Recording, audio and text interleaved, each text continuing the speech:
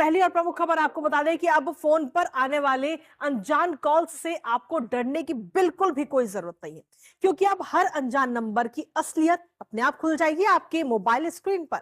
जी हां, अब जब भी कोई आपको कॉल करेगा तो सिर्फ उसका नंबर ही नहीं बल्कि उसका नाम भी आपको मोबाइल की स्क्रीन पर नजर आएगा, वो भी बिना किसी थर्ड पार्टी ऐप के जरिए।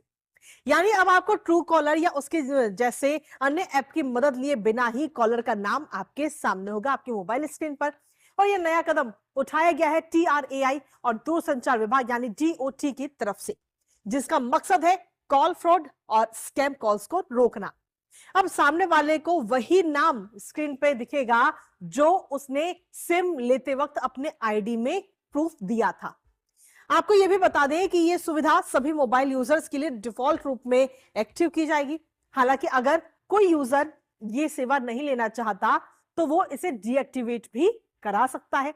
अब इस सर्विस को कैसे पूरे देश भर में लागू किया जाएगा और कितना फायदा यूजर को होगा, बताएंगे आपको, साथ ही करेंगे चर्चा। लेकिन उससे पहले आपको दिखाते हैं कि अब कॉल पर दिखेगा नाम। किसी भी अनजान नंबर से अगर आपको कॉल आता है तो उस कॉल के साथ अब आपको उसका नाम भी दिखाई देगा जो उसने सिम लेते वक्त अपने आईडी प्रूफ में दिया था। TRAI और DOT की CNAP ये सुविधा अब शुरू होने जा रही है। CNAP का मतलब होता है कॉलिंग नेम प्रेजेंटेशन, जो अब आपको अननोन नंबर के साथ ही उसका नाम भी प्रोवाइड कराएगी। बिना किसी थर्ड पार्टी ऐप के जरिए आपको कॉलर का असली नाम अपने मोबाइल स्क्रीन पर दिख जाएगा। हालांकि इससे पहले अगर हम देखें तो मुंबई और हरियाणा सर्किल में इसका ट्रायल भी हो चुका है और अब जल्द ही पूरे देश में इसे लागू करने की तैयारियां की जा रही हैं। तो इससे सीधे तौर पर जो स्कैम कॉल आते हैं, जो फर्जी कॉल होते हैं, उनसे सबसे ज्यादा फायदा आपको मिलने वाला है।